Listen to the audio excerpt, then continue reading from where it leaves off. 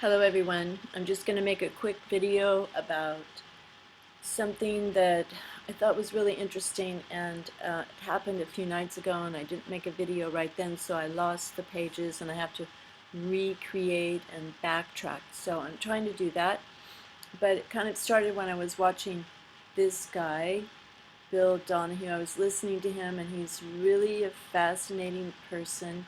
He teaches the Bible, and he has this website called hiddenmeanings.com, which is totally fascinating because he talks about the Bible meaning. He talks about how the Bible means things in relation to your own body and not necessarily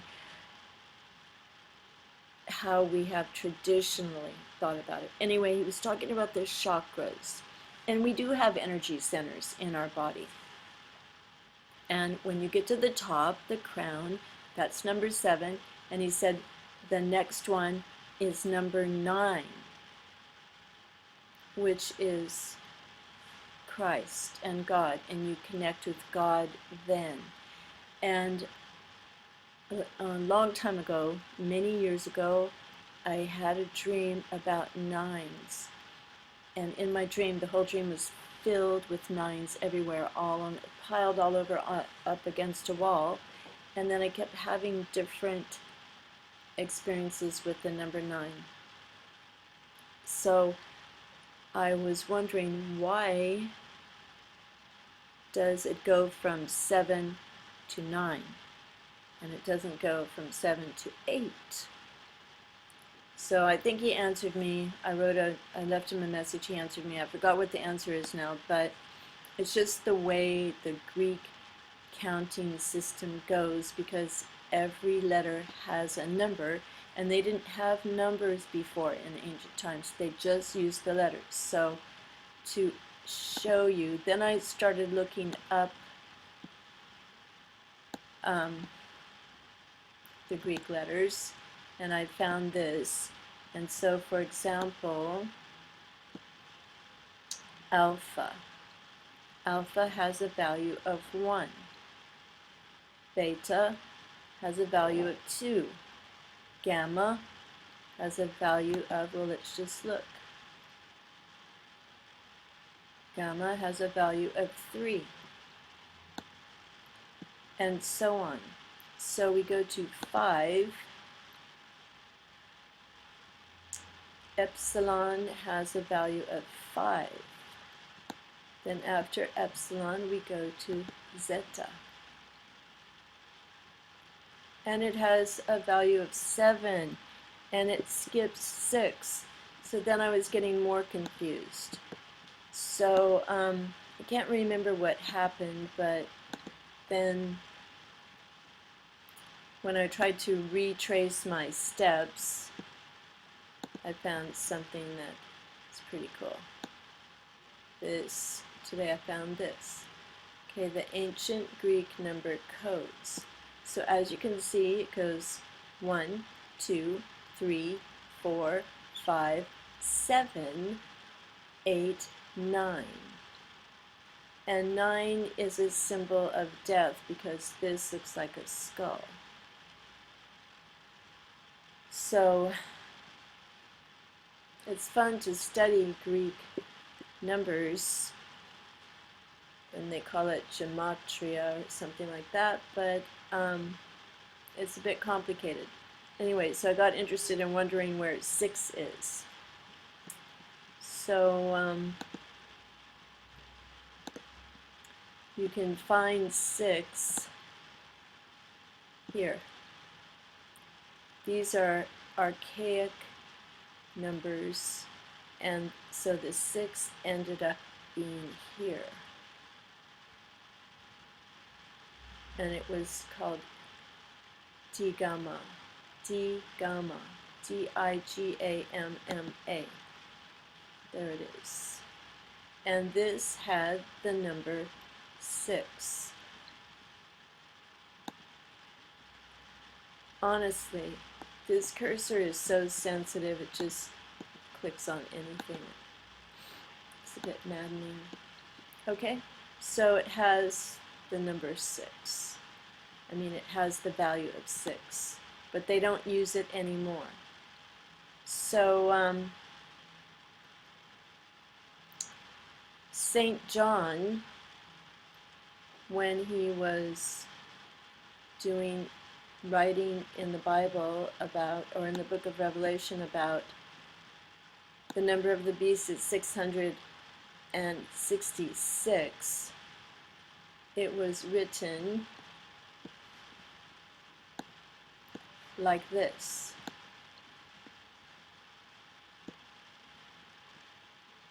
All right, here is the Greek symbol, 666.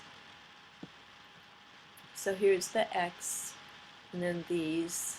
So this came out to 666. So this is what some people are saying is when you turn this, it looks like no God but Allah in Arabic, which I thought was really cool. I didn't know that. Now, I had heard of Obama's ring and that he wears the ring and he's worn it since 1981. He didn't get a wedding ring, a new wedding ring, when he got married to Michelle. He just kept his old ring that has the writing "No God but Allah," which is similar to, so if you turn this sideways, then it looks like Arabic, which is kind of cool. And then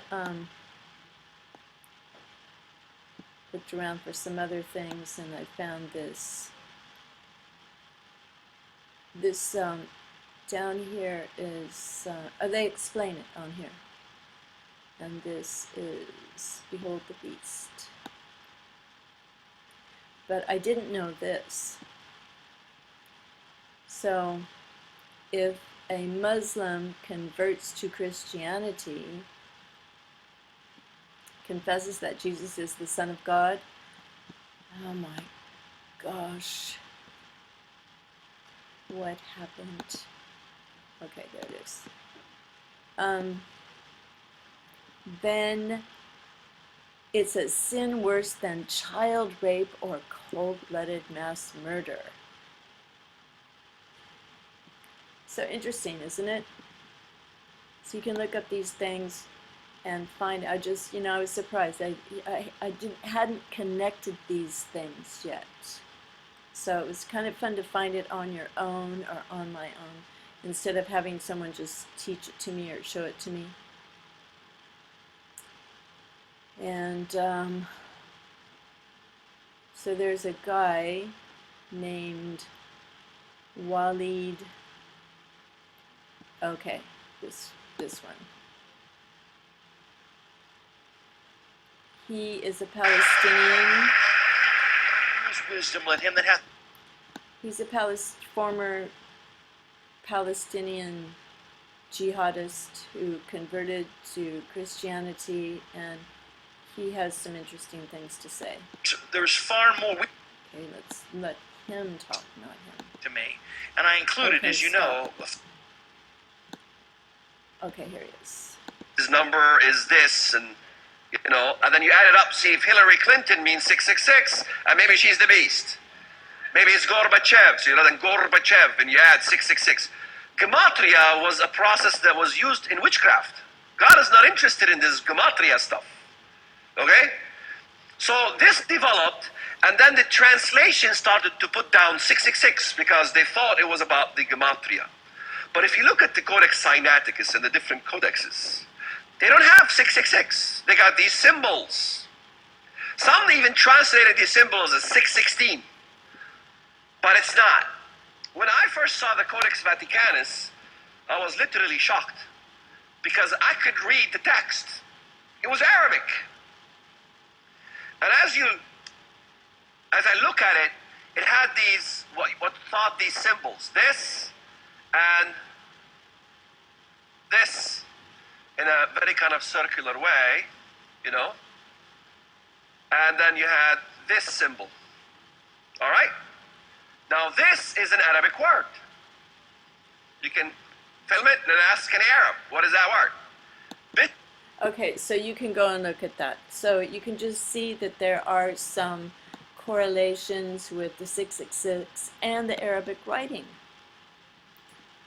So the other thing is that I had some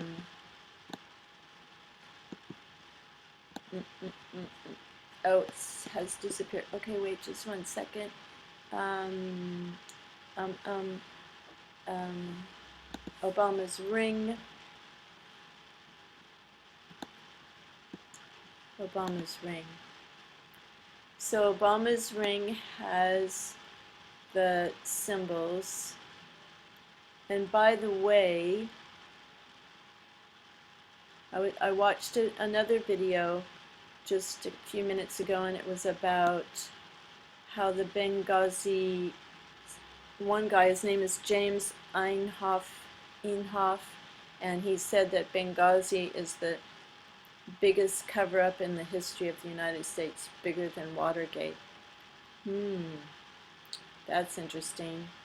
So there's the ring that Obama wears and has always worn, meaning no God but Allah. That looks similar to 666 as written in ancient Greek.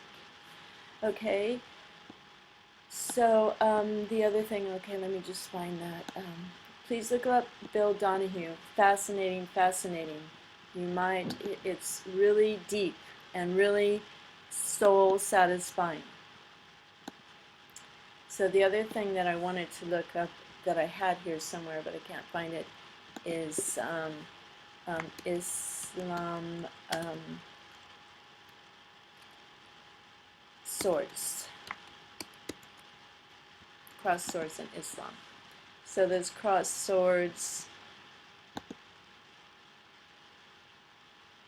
Well, we know all this, but it is very fascinating to think that our world is very linked up to Ishmael and the Jews and God and Jesus and everything. I mean, it's just incredible. Of course, Buddha has the right idea about thinking, and the Bible says it too. Think on beautiful things, and you are what you think, and